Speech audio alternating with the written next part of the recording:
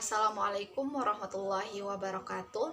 Perkenalkan, nama saya Retno Sri Wahyuni dari jurusan Tadris Kimia semester 2 IAIN Batu Sangkar. Baik, untuk kali ini saya akan menjelaskan tentang larutan elektrolit dan larutan non-elektrolit. Pada kali ini kita akan membahas tentang pengertian larutan. Yang kedua yaitu larutan elektrolit dan larutan non-elektrolit. Yang ketiga yaitu hubungan larutan elektrolit dengan ikatan kimia.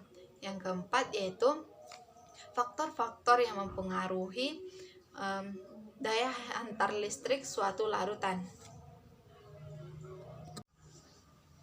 Larutan yaitu campuran homogen yang terdiri dari dua zat atau lebih yang saling melarutkan, dan masing-masing zat penyusunnya tidak dapat dibedakan lagi satu dengan yang lainnya. Campuran homogen yaitu campuran yang memiliki sifat dan komposisi yang sama dan akan membentuk satu fasa atau wujud. Nah, larutan ini memiliki dua komponen yaitu zat terlarut dan zat pelarut. Zat terlarut yaitu komponen yang jumlahnya paling sedikit dalam suatu larutan. Zat terlarut yaitu komponen yang memiliki jumlah yang banyak dalam suatu larutan. Contohnya air gula. Gula di sini berperan sebagai zat terlarut dan air berperan sebagai pelarut.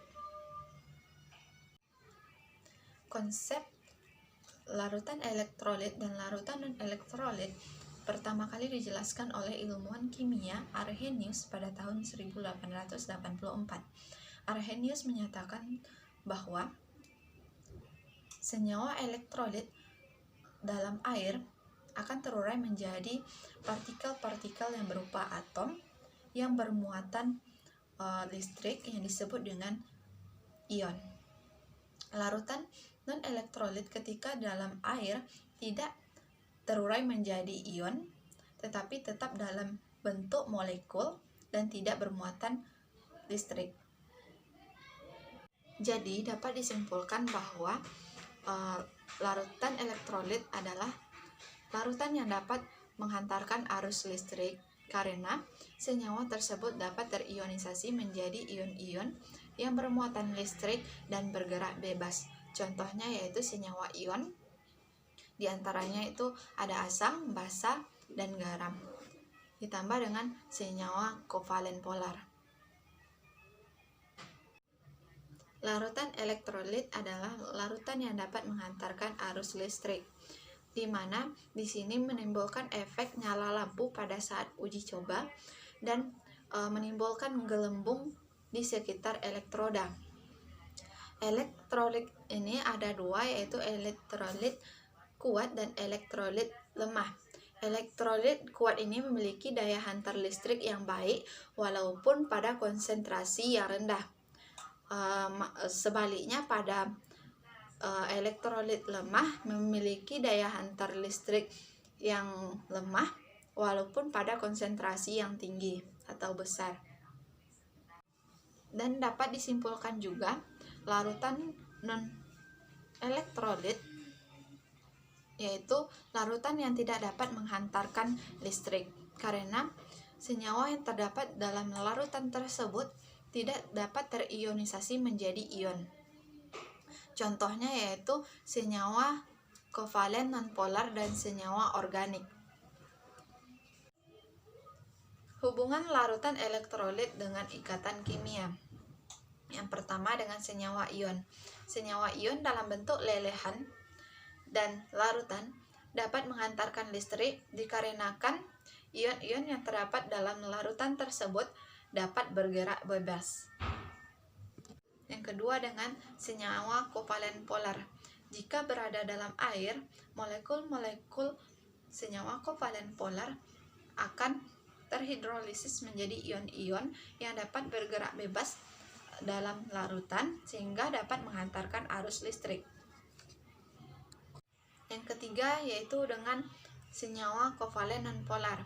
Dalam keadaan padatan, lelehan, dan larutan, senyawa kovalen nonpolar tidak dapat menghantarkan arus listrik karena senyawa kovalen nonpolar memiliki molekul-molekul netral dan tidak bermuatan.